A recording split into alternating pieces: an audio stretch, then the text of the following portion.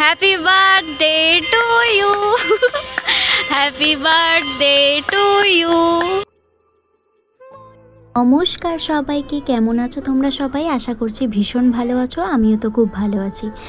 এখানে স্নান টান করে সকাল সকাল রেডি হয়ে গেছি ভূতনাথ যাওয়ার উদ্দেশ্যে। ভূতনাথ যাওয়ার কারণ ছিল আমার প্রিয় মানুষটার জন্মদিন ছিল, এটা নিয়ে আমি ওর 4টে জন্মদিন সেলিব্রেট করলাম। তো এখানে রেডি সেডি হয়ে চলে গেছিলাম ভূতনাথ। তারপর বাসে করে পৌঁছে যাই হচ্ছে ভূতনাথ। যেহেতু কোনো অকশন ছাড়া গেছি এবং সকাল সকাল গেছি, সেই কারণে তেমন একটাও ভিড় ছিল না।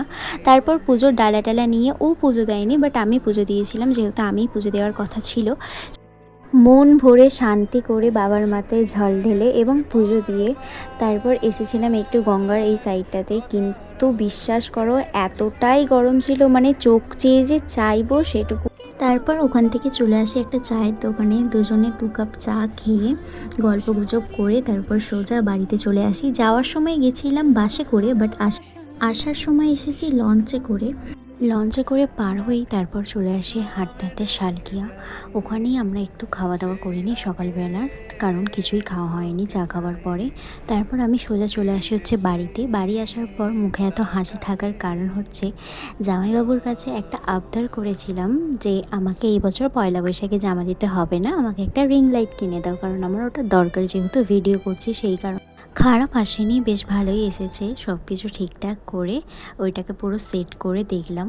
অনেক সেট করতে একটু ঝামেলা হয়েছিল, বাট ইউটিউব থেকে সেট করেছি, কোনো প্রবলেম হয়নি। তারপর এটা হচ্ছে ফুল রিং লাইটটা সেট করেছি। এর থেকে আরও বড় হয়, আমার যতটা দরকার ততটুকু। তারপর খেয়ে দিয়ে ঘুমিয়ে পড়েছিলাম দুপুরবেলা।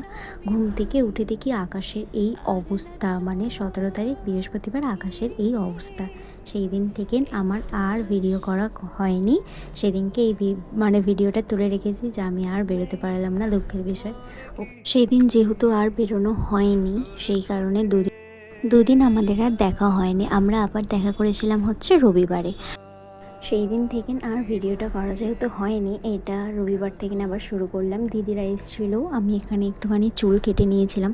চুলের ডগটা ভীষণ ফেটে গেছিলো নিচের দিকে, ওই কারণে চুলটা অনেকটাই কেটে বাদ দিয়ে দিই। বঞ্জি আর আমি মিলে দুজনে দুটো কর্নেটো খাচ্ছিলাম। বিকাল হতে মা, দিদি আর বঞ্জি মিলে 3 জনে চলে গেছিলো মামার বাড়ি। আমি যাইনি, কারণ আমার বেরোনো ছিল সেই কারণে। তো এখানে উনি আমাকে বলে যে আমারও একটা ভিডিও করো, আমাকে সাজিয়ে গুজিয়ে দিলে এত সুন্দর। একটা সারপ্রাইজ করেছি, সেটা হচ্ছে আমার দুটো ফ্রেন্ডকে আমি বলে রেখেছি আগে থেকে কেক কিনে রাখতে। ওরা হয়তো কিনে ফেলেওছে কেক, আমি জাস্ট রেডি হব, যাব। ও কিছু জানবে না, যিনি তিনি কিছু জানবে না, ঠিক আছে? ও কিছু জানবে না, জাস্ট আমরা মতন গল্প করব। তারপরে ওরা পিছন থেকে নিয়ে আসবে কেকটা, সেটা কাটিং হবে রাস্তাতেই।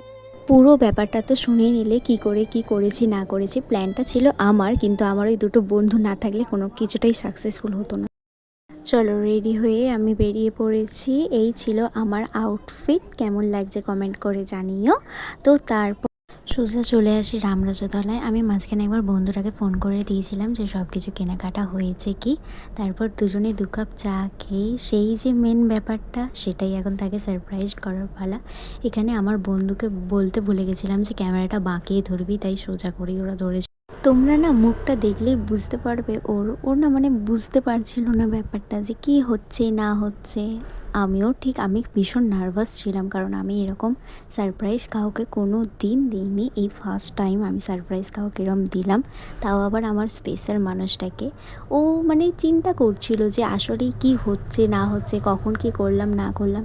একটা সত্যি কথা বলবো, ঝড় বৃষ্টিটা হয়ে না বেশ লাভ হয়েছিল, না হলে এই ব্যাপারটা অন্তত করতে পারতাম না। এই ব্যাপারটা অন্তত আমার মাথায় আসেনি, ঠিক তার মাথায় এসেছিল তার একদিন আগে। তারপরে সব কিছুটা ঠিকঠাক করে এই বন্ধুগুলোকে বলেছিলাম যে কেকটা আনতে। ওরা অনেকটা বেচারি কষ্ট করে এনেছে অনেকটা দূর থেকে। ফটোশ্যুট আরেক করে তারপর ওকে বলি এবার নাও কেকটা কেটে নাও। Happy birthday to you. Happy birthday to you.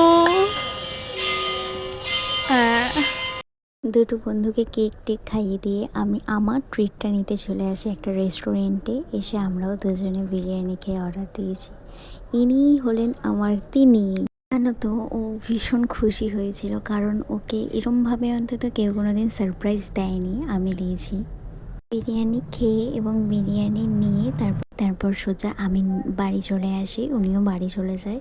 তো যাই হোক, এই ছিল আমার প্রিয় মানুষটার বার্থডে ব্লগ। কেমন লাগলো আমাকে অবশ্যই সবাই জানিও। ভালো লাগলে like, comment, share and subscribe করো। টাটা।